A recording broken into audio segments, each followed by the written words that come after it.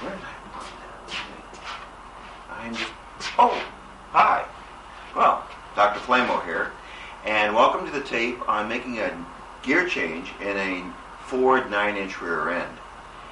The gear change that we're going to be looking at was actually filmed about 3 years ago, and I'm going to splice all the pieces together so you can see the progression of the gear change as it happened. Now, I didn't use any special tools other than what I had right here in the garage, with the exception of a dial indicator. And there were a couple tools that were needed for the gear change on the Ford 9-inch, and I just went right ahead and made them. So you will see that in this tape. So, again, the rear axles were pulled out of the axle housing, and the third member has been unbolted, put up on the blocks on my workbench, and there I am wondering where I'm going to go from there. So let's pick it up from there. So here I am with this Lincoln Versailles third member, and I want to work on this, but it's in such an awkward way that I can't get to the gears underneath, and when I flip this thing upside down so the gears are sticking out, there's very little ledge for me to prop this thing up on blocks and be safe. So what I'm doing is I'm making a mounting platform that will fit over this that I can clamp down on a couple sawhorses. So let me show you how that's working out.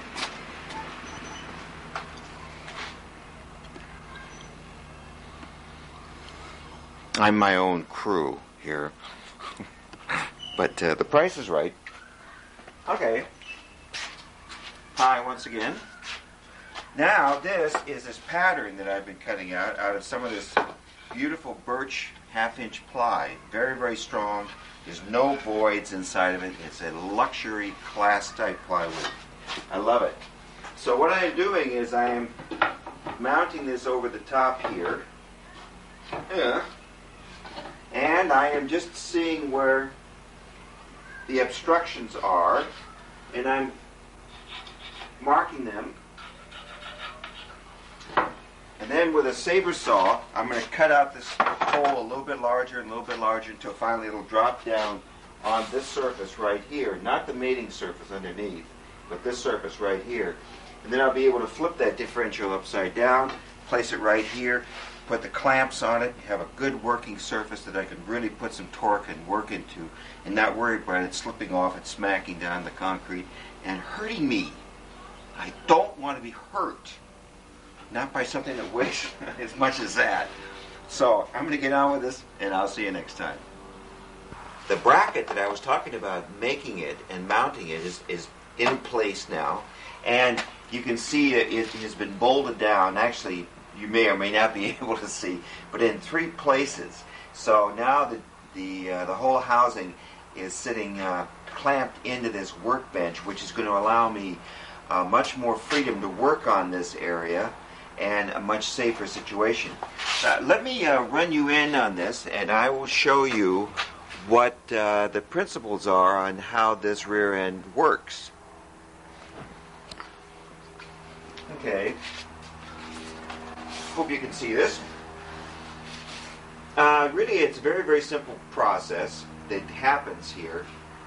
There is an axle or a shaft running in this direction, carrying this ring gear, and there's another shaft running in this direction that comes out the bottom, which you may not be able to see, which carries the pinion shaft, and the 2 gears are mated here, and as I turn the shaft, of course, it rotates the gear like that. Okay, now to keep these 2 gears held together tightly enough where the force is actually trying to drive them apart, one the driver and the other being the driven gear, what happens is that these bearings here have to be very strong and hold this ring gear in place. They also have to be strong for the pinion, but especially in the ring gear. And that's why there's these big, huge caps going across the bearings on both sides, the tapered roller bearings. And inside this cap, it is actually threaded, and it's threaded all the way around here, and that's because this sort of like a freeze plug arrangement has threads on it, and if I screw this part in like this, it pushes the bearing, this tapered bearing, into this whole assembly and tightens it up. And if I loosen this one and tighten this one, it'll shift this ring gear away from the pinion gear and increase the clearance. And if I tighten this one up on this side and loosen this one, it runs this gear into the pinion and tightens up the clearances and makes them smaller until they finally go away. And if I tighten both of them up together, it puts a preload on these bearings to really hold this ring gear solid. So you can see the adjustments on both of these bearing caps are really quite important.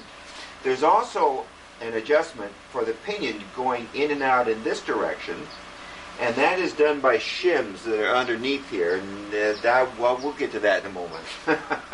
But right now, I want to take apart this part that pulls out this ring gear assembly. And so these bolts have now been slackened, though not completely. They are still have. I've undone these bolts and then redid them up to about 15 foot-pounds of pressure on all of these, and that opens up the ability to be able to turn this cap inside these threads and to run the pressure in and out. Now, if you've got a 9-inch forward rear end and you're ready to swap the gears, if you want to check to see if the bearings are still good on here, there's two ways. One of them, of course, is to sit here and just rotate it and feel if there's any hard spots like that, which there are not. And the other one is that when you undo these caps carefully, not all the way, and then torque them back a little bit, if there is still some preload, some squeezing in on the bearings, and the bearings are probably pretty good. If there's any slack in this at all, it means that probably the bearings have worn so far from the preload that they need to be replaced. But that's a good indication. Those two things. Is it smooth, and was there preload? Now, the way that you rotate this around, you have to buy a special tool, or you just make one. And that's all I did, was I just took a scrap piece of 1/4-inch stainless steel, and I cut out this figure, and then I found out that these holes here were 5/16, and so I took a 1/2-inch bolt, which has a shaft of 5/16, and I just brazed them through 2 5/16 holes, and then cut off the bolts, maybe 1/4 of an inch above the surface, and that made 2 dogs, and those will fit right in these holes like that, and allows me to turn these bearings. And so, unless you can afford a special tool, it only takes about half an hour or so to just flame cut a piece of stainless, of 1/4-inch steel, and to install those 2 5/16 bolts. I'm undoing the cap bolts like that.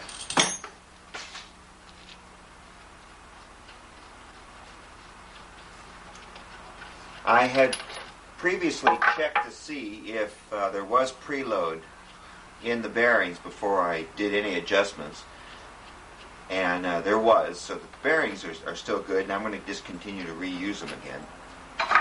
Okay, now when the caps come off, see the threads that are in here? Very important not to let those get damaged.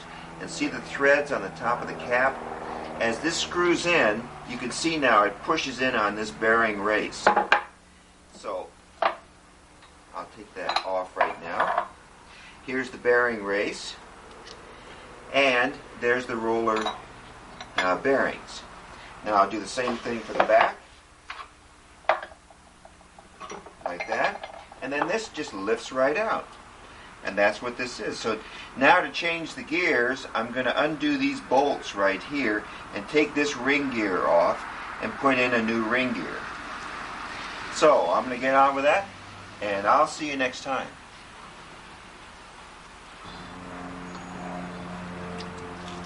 Well, here it is in the last remaining sunlight of the day, and I have just finished building this very, very simple board that looks like it's going to work just fine and help me taking off the bolts and remove the ring gear from the center differential unit.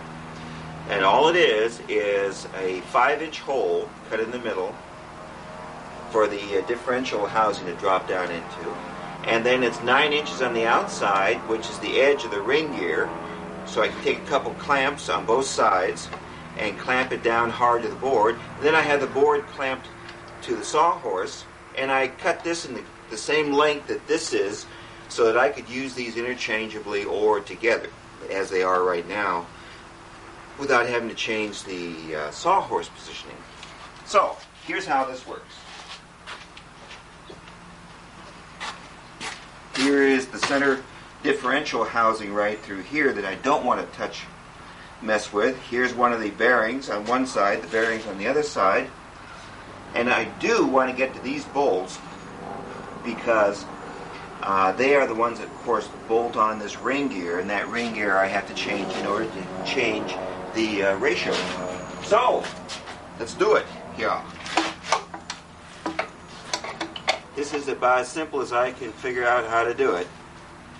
And what I'm going to be doing is just clamping this down, teeth first, down onto this plywood, with the idea that the plywood is soft and compliant and will allow the teeth to make an impression into the plywood if I squeeze hard enough. And in that way, get a good grip so that I can put a lot of torque on this thing and it won't break loose and turn. Okay, now I'm going to really get these guys to bite good. Tighten those guys down. Yes! Okay, and how are you over there again? You could use a little more. There you go. Okay, now these guys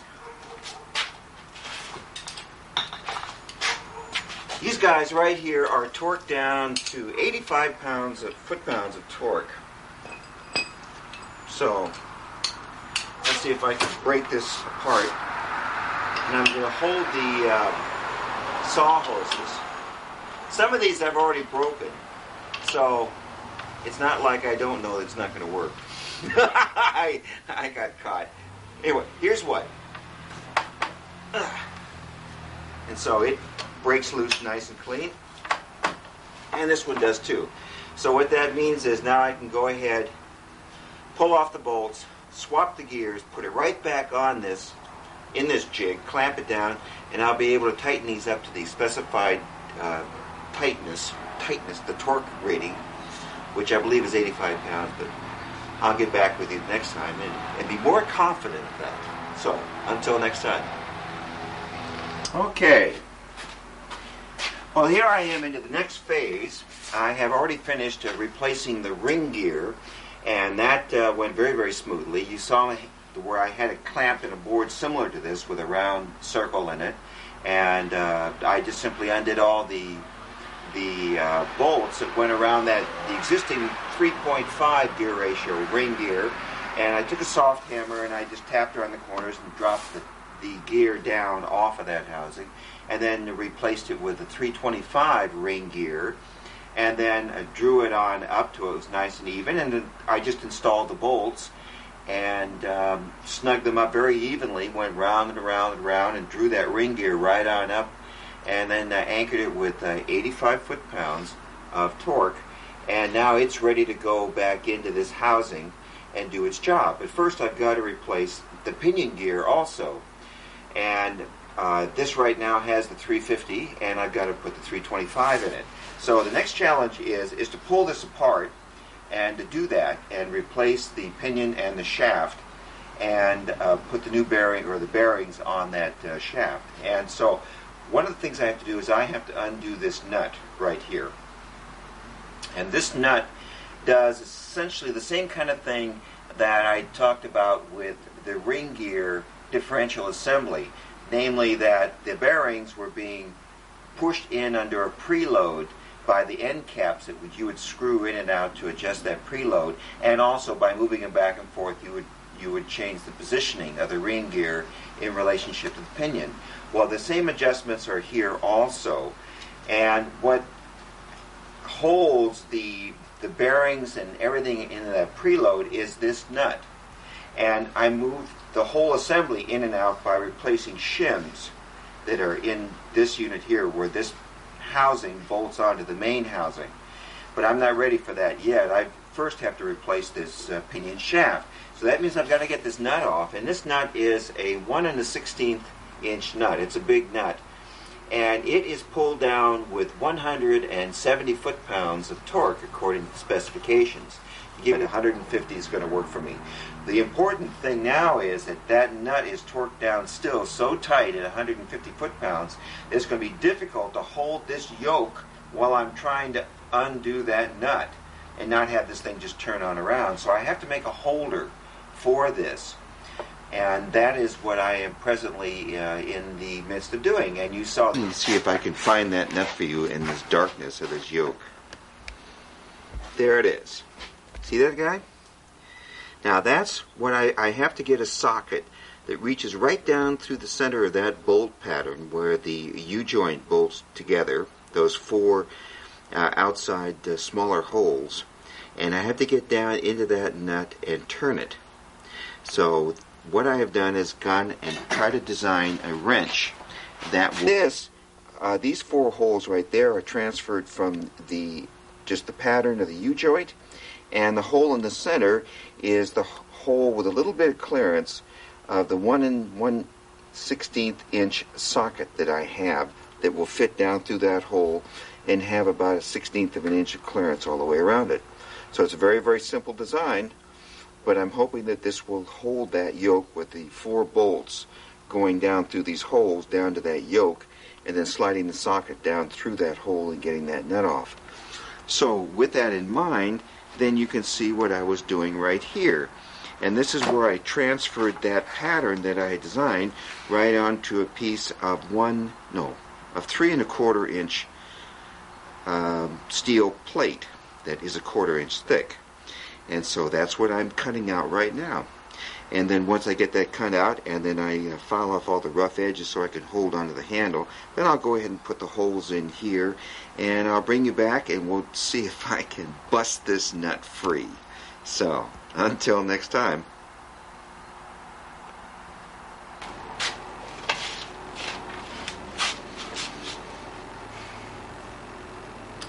Well, hi, here it is a few hours later, and the handle has now been made, and the four bolts that were, what were they, 5/16 bolts? I think so, have now bolted the handle down to the yoke for the U-joint, and the 1 1/16 nut is down inside. And so now this will hold the yoke solid as planned, and whee, how much fun. And now I'm going to go after this nut. So I'm going to come back and zoom you on back so you can get a look at the whole thing and the moment of truth to see if it can be done. Okay. So I'm going to naively think that I can do it with this breaker bar. I decided not to use my torque wrench, even though it's a little longer by this much, because it's a delicate mechanism and I don't want to overstrain it. So here goes with the breaker bar. Oh, ow! Well, what a surprise! It didn't work. So now I'm going to have to amplify some of this torque. So remember when I made the handle so it would fit inside a 1 5/16 tubing? There it is. And I've got some square tubing that can slide over this handle. And so now, with those handles extended, I can increase the torque. So now let's see if I can get this nut.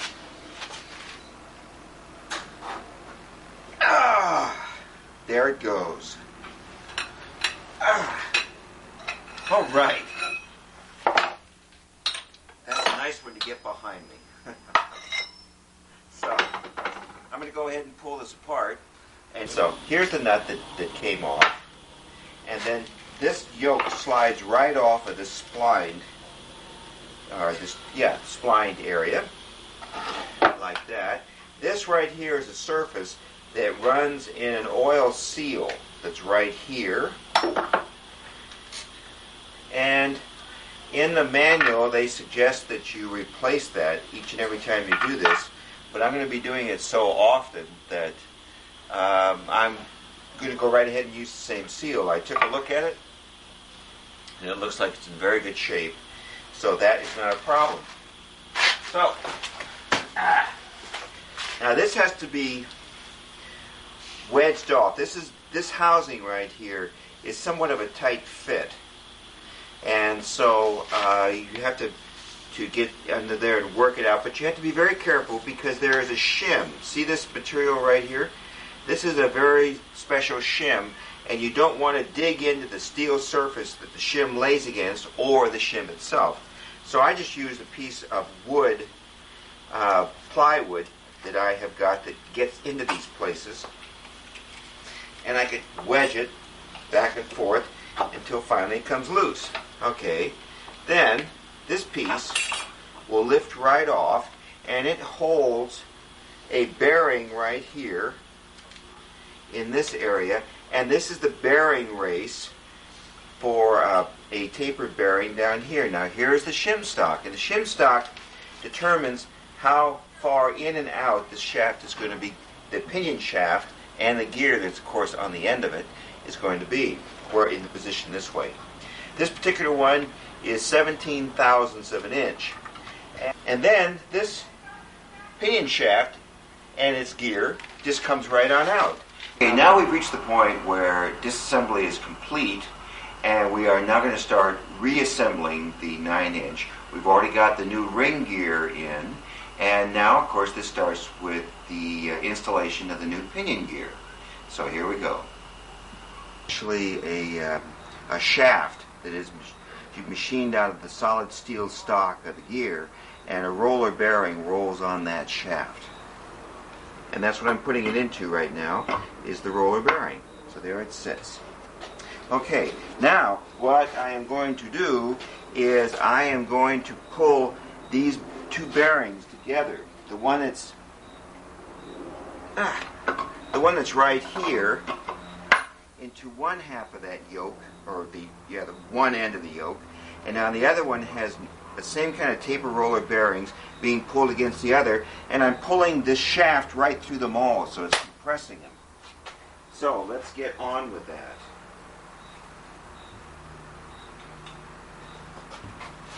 Now this, as I put this together, I'm also going to assemble this shim. And once this housing, here's the race for this one right here, for that bearing, and that goes on like that. And then what's going to happen is I'm going to want, once this is all pulled together and locked up with this U-joint in that big nut, remember that? It's going to move in and out as a unit, like this. And depending on how thick or thin this shim is, it will move this whole assembly up and down so it positions itself with the ring gear. So that's what this one is for, and I need to put that in when I first assemble it. And then I slide this guy down, and there's an O-ring, which I should show you, right around here, which you should be very careful with. And one thing that you should do is to grease it up with oil, a little bit of oil, like that. Nothing big and fancy, just a little bit. Line these guys all up. Okay, now this should drop into place. You should be careful not to pinch that O-ring. Make sure it's coming down flat and straight. Like that. There. So what? So, now I'm going to get that spacer all lined up nice and put these bolts back on. And these need to have both the sealant and an adhesive to it. Now you do is torque it up to 30. Everybody on 30. and then I'll take it the final step up to 45. So here we go.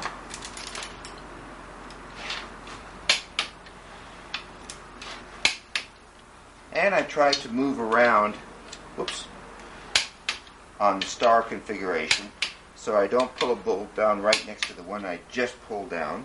There, now they're at 30, and I'm going to go to 45.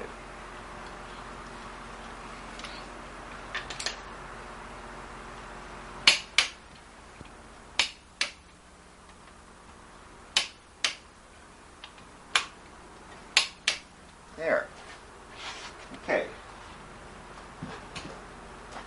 Now it's time to put the yoke on, and I'll slide it onto the splined teeth that's on the pinion shaft, and then I will install the killer nut. This is the 1 1/16 inch nut that requires 170 foot-pounds of torque. Come on, get started. There we go. Okay. Now, once I start tightening this nut, it's going to drive this yoke down into where the bearing is sitting, or the other way you can think about it is it's pulling the pinion shaft out through the yoke until finally it squeezes those bearings together in a preload, in exactly the same way that you'd be preloading the ring gear axle. And that's what this is done. And the way we're going to check this to see if we got the right preload is to check to see how much resistance it takes to turn it. And when you have a certain resistance that's in the specs, then you've got that compression tight enough. So now I am installing my handy tool that I had made earlier. Okay, now this is again drawing the pinion shaft up through those two bearings and squeezing those tapered roller bearings together. There is a spacer in between, and it's called a flexible one. It has a bulged abdomen around the middle. It bulged out and comes back again. So it actually acts somewhat like a spring that can be compressed a bit. And that spacer is in between the two bearings. Okay. That's as far as I could go. So, it's time to put a little more leverage on my side. Here goes. 150. Here goes the table. Oh, I was there. Okay. Time now to put back the ring gear and to start adjusting the in and out clearances between the pinion and ring gear. So this is just the same setup that you have just seen. It just has been flipped upside down, and now the U-joint yoke is now pointing toward the bottom, and here's the pinion gear. So let me go get the ring gear.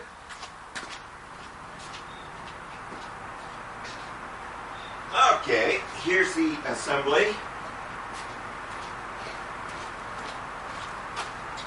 And it fits right in here like this. Being very careful not to ding the tapered roller bearings. Now, one of the things that I have done, that I mentioned that I was probably going to do, was I have replaced these bolts with brand new ones because in the manual it says to do so. That is mandatory. And when I got to thinking about it, even though I was rather complacent earlier about going ahead and using them again, I got to thinking about what would happen if one of these bolts snapped and the head broke off and got caught up between these gears at, say, over 100 miles an hour. It could be a very nasty situation. So, for the $30 that it cost me to buy the 10 new bolts, I went ahead and paid it. So let's put this thing together.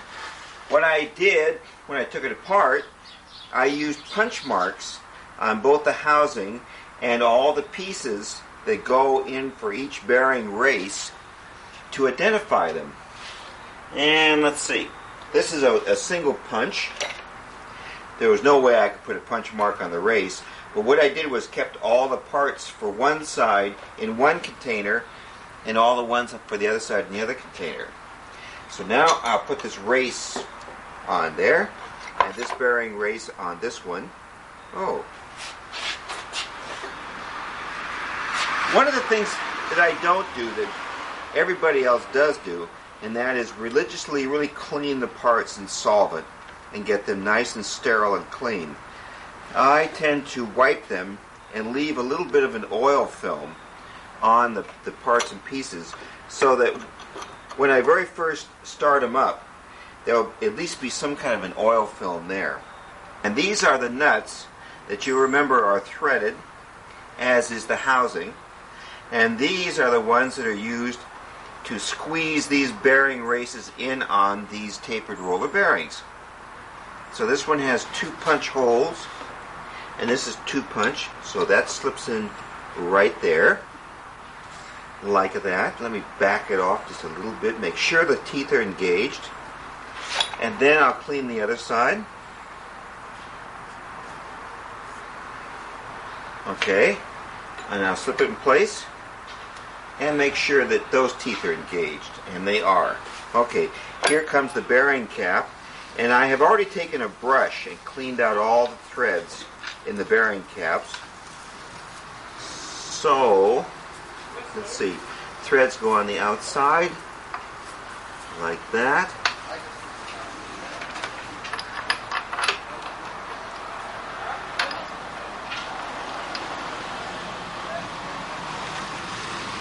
Okay.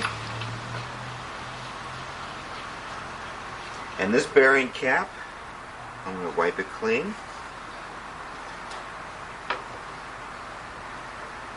And very carefully rethread it onto the adjusting nuts that are on the outside. And then screw the caps on.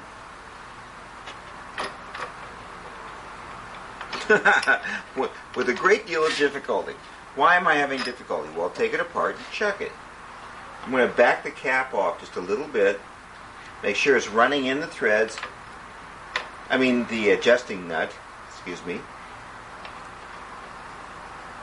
There. Start over again and do it right. Okay. Let's tighten those guys down.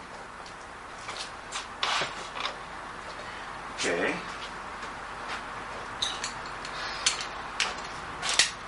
Now these are to be torqued down, I believe, also to 85 foot-pounds. But what that does is when I do lock it in to that much, what I do is I wind up locking these adjusting, they call them nuts. They're like a freeze plug cap, but I wind up locking these so these cannot be turned.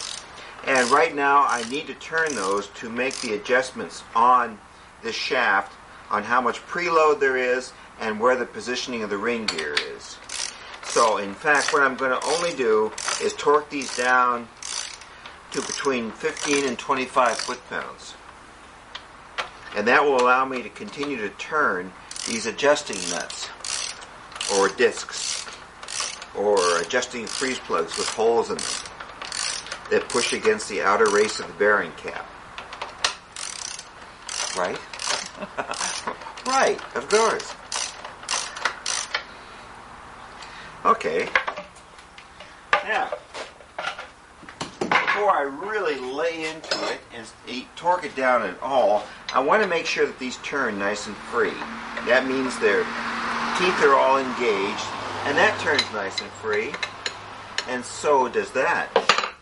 So, now I can go ahead and torque these down to, I'm going to give it only about 20 pounds. That's between somewhere between 15 and 25.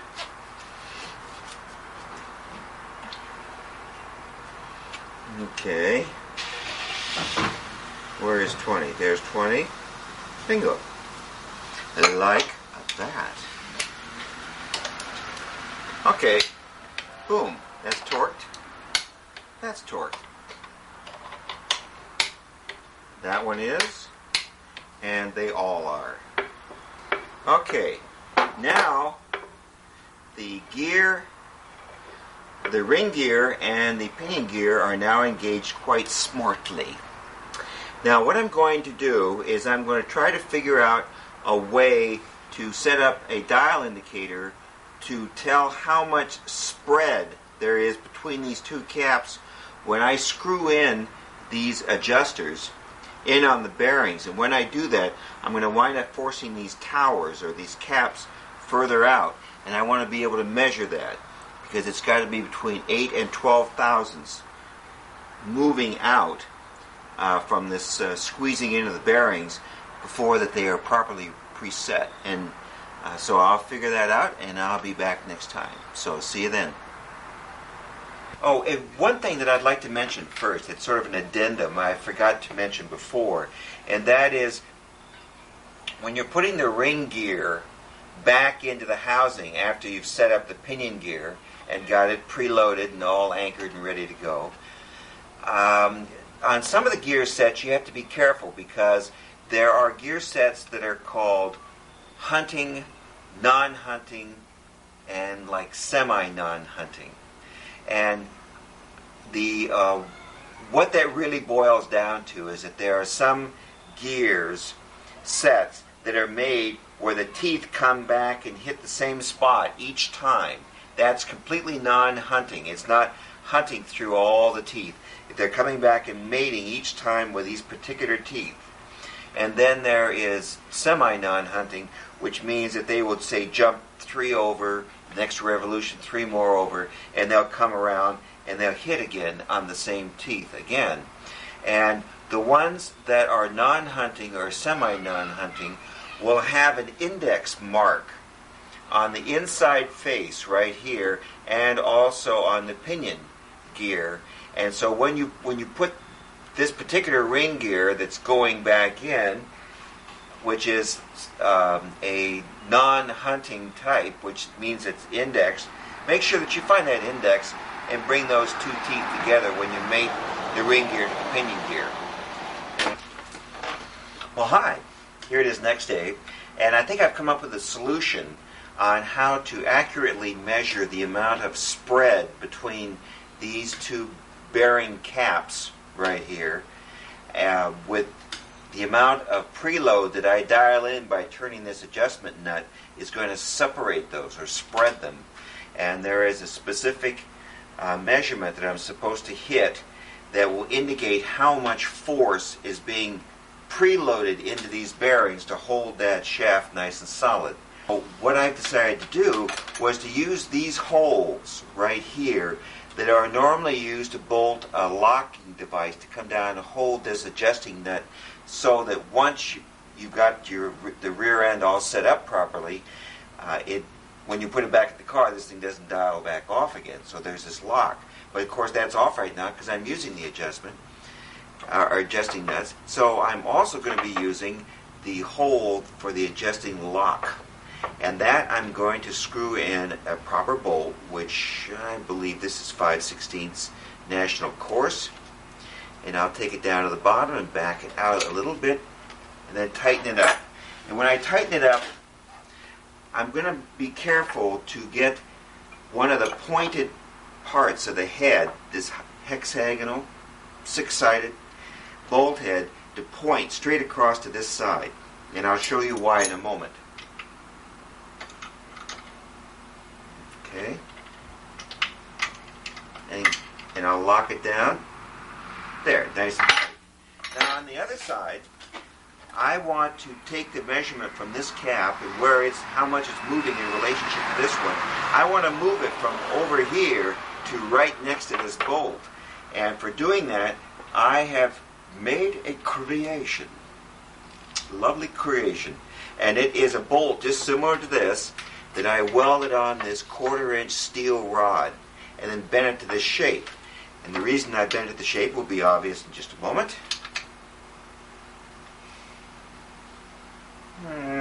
There, now I screw that bolt into the other lock nut position.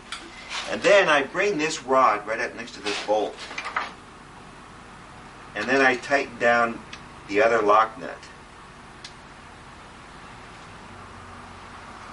such that the end of this rod now is exactly opposite the point on that head.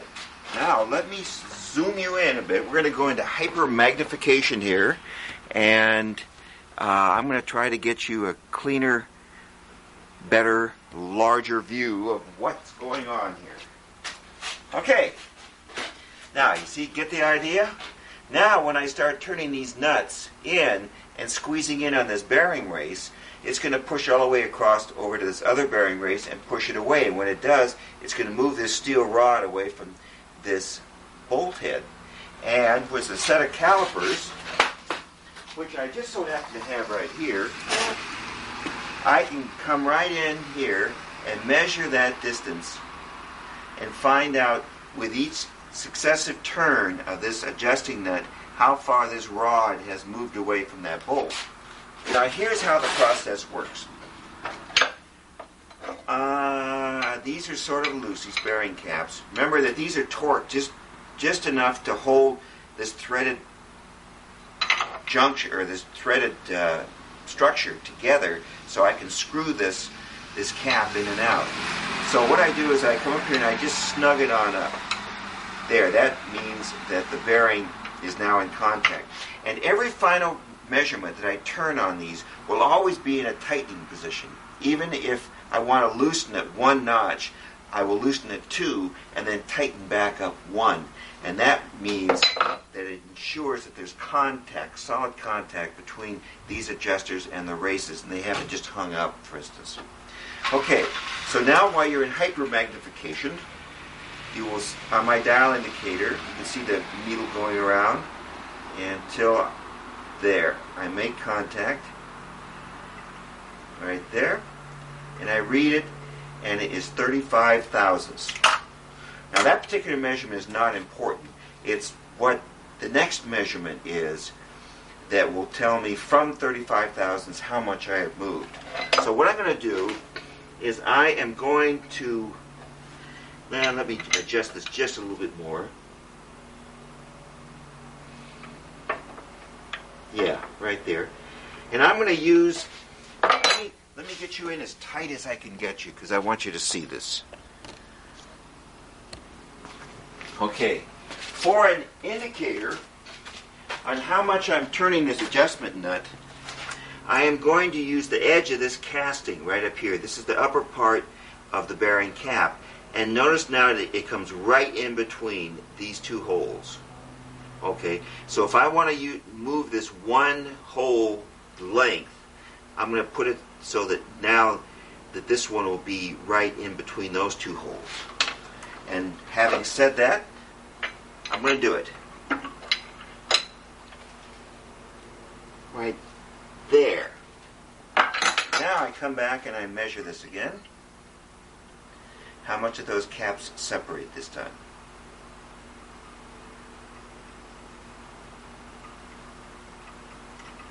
Okay, now I'm getting 40. So that moved 5 thousandths. And I want to go to 12. So let's go one more. Now I'm going to go to this one right here. Here goes. Starting to get tight. I'm glad I've got my little handle here to do this. Now, let's see, if I measure it now, what is the increase from 35 thousandths? I'm getting it so this caliper just kisses the two surfaces. Okay, so now it says it's 45 thousandths. So we've moved about 5 thousandths each revolution. So that's 10 thousandths total spread from 35. That means I want to go a little bit more, but I don't want to go to 15. I want to go to 12. So I will want to go to roughly half a hole. So now I'm going to split it right here in the middle of this one, and not go one whole unit over to here. So here goes, if I can.